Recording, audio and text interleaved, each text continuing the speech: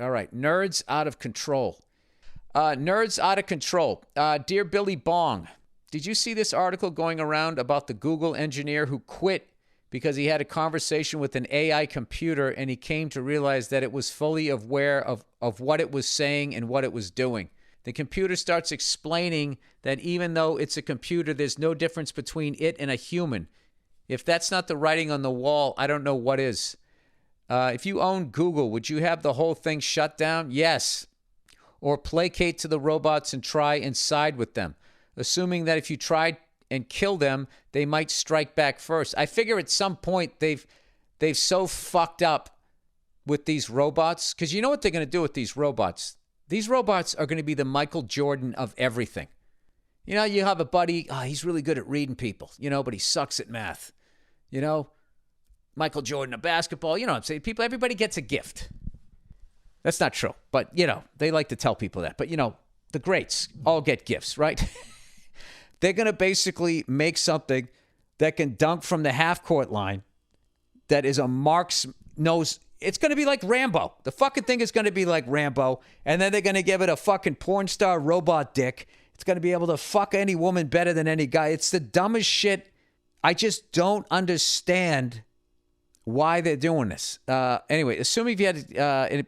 let's see, where was it? Assuming that if you try and kill them, they might strike back first, like you tell your wife over breakfast. I think we have a problem with these robots. Then before you can do anything about it, the toaster blows up in your face. Yeah, I would say there has to be a safe word that shuts them down.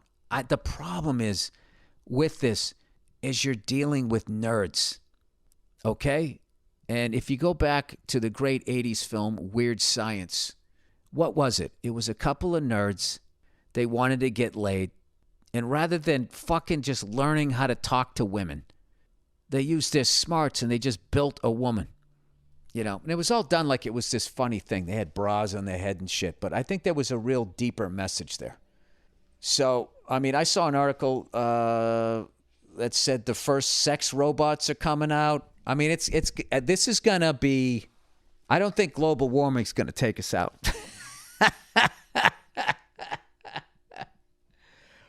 So my only thing is what I think might be going on here is this is their way that they're going to solve both rebellion and the world population.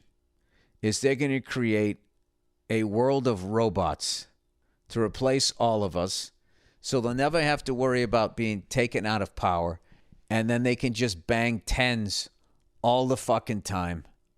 And it'll just be like, like they had like the 5 families in the New York Mafia. There'll be like a family that survives in like maybe each continent or something like that. I don't know what.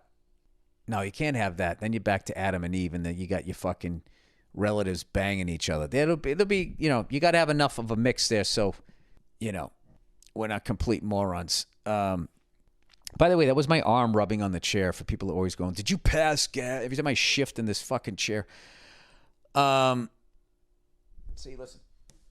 I can't do it. No, I won't be able to do it. Whatever. What is it? If you own Google, would you do? Yeah, I don't. All right, do I really want to click on this? I try to stay away from this type of shit because I used to click on stuff like this all the time, and it was just so fucking unsettling. Like watching these people filming Lake Mead drying up, and nobody's talking about that. You know what I mean? Lake Mead drying up and the drought in the southwestern part of this country. Evidently, my set on Friends Who Kill was sadder than what's going on out here, evidently, according to some of these fucking idiots.